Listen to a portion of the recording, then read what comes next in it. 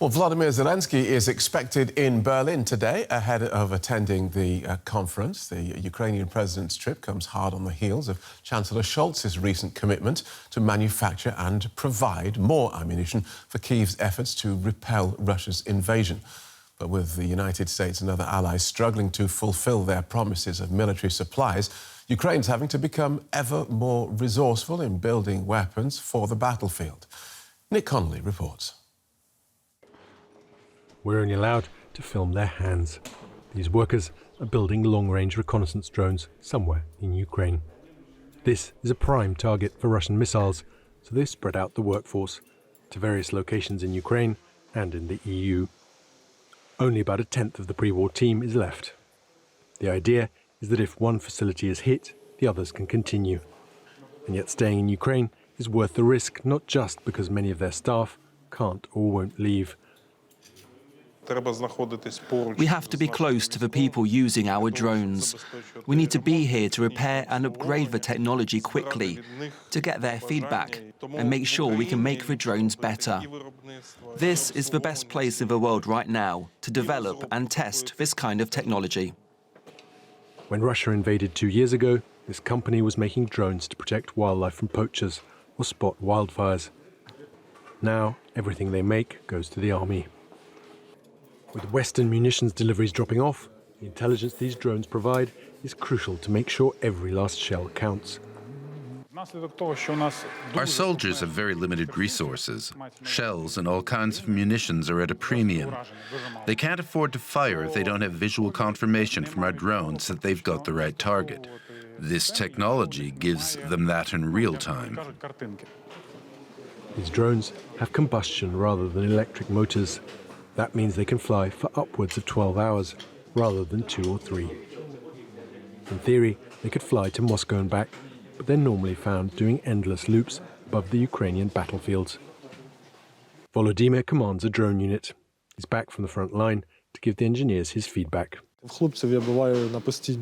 I come here all the time to help the guys make these drones better. War is never static. It's all about the change. If we allow ourselves to stand still, we will lose. Our only advantage is our motivation. And it's a big one. Our enemy is very, very strong, and we cannot afford to underestimate them. Ukraine's best chance of achieving parity on the battlefield is to use comparatively cheap technology like this to destroy Russian weapons worth many times more. Volodymyr and his men are constantly doing the sums.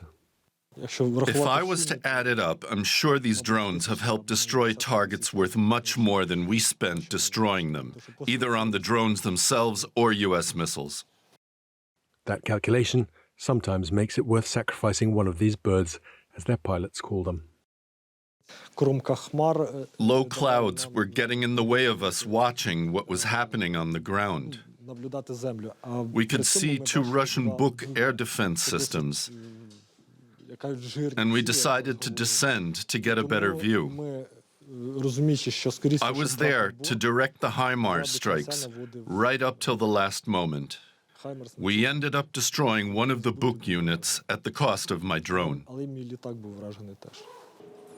Small, inconspicuous plants like these are going to be key to Ukraine's chances against Russia's vast resources. These are weapons that Ukraine can make for itself without other countries' support. The engineers here just need to be sure their location remains a secret and hope their country's air defences can stop the Russian missiles. Let's get more on today's expected visit to Berlin by the Ukrainian President from DW's chief political correspondent, Nina Haase. Welcome, Nina. How much support can Volodymyr Zelenskyy expect from Germany today? Well, there will be high-ranking meetings, so Ukrainian President Zelenskyy and German Chancellor Olaf Scholz will sign a bilateral agreement on security cooperation and long-term support. That's what we're hearing from government spokespeople. And that essentially means that the two countries will formalise the support that Germany is already providing to Ukraine and has been providing for the last 2 years, so since Russia launched its full-scale invasion. And that type of a deal is one that many Western governments are currently signing or are planning to sign with Ukraine. The UK was the first country in January to do so. So we don't know the details of the German-Ukrainian deal yet, and we'll hear more in the press conference in a few hours' time. But Germany will probably promise Ukraine that weapon supply, training of soldiers, help with recovery and reconstruction, but also intelligence sharing, etc., will continue. And what the deal is not going to entail is for German soldiers to come to Ukraine's defence. Now, Germany has repeatedly said that it will support Ukraine for as long as it takes.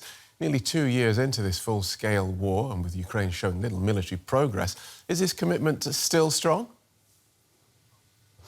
Well, especially now that US support, so the support from Ukraine's biggest partner is being held up in Washington. Germany has begun to take the lead in supporting Ukraine, also on the political stage, and is continuing to do that. And Zelenskyy and others have publicly applauded the German Chancellor Olaf Scholz for that leadership role. And they say that Germany has begun to understand more that this is about more than helping a small country defend itself, that this is essentially also about not letting Russia get away with violating international law and setting a precedent this way. So ultimately that this is about a question of protecting Europe. And this is the message that the Ukrainian President Zelenskyy will also be repeating at the Munich Security Conference tomorrow, so that big gathering of international leaders. Last year, Zelenskyy spoke to leaders there via video link and urged them to supply aid faster. But last year was slightly more optimistic than this year. We heard that in the report, what the situation is like for Ukraine. So last year there was even a small hope that there could be a successful Ukrainian counteroffensive. And this time around, Ukraine essentially is trying to not lose territory to Russia for good. So Zelenskyy's message in Munich this year will not be help us faster, it'll be help us at all. Thanks for that, Nina. DW Chief Political Correspondent Nina Haase.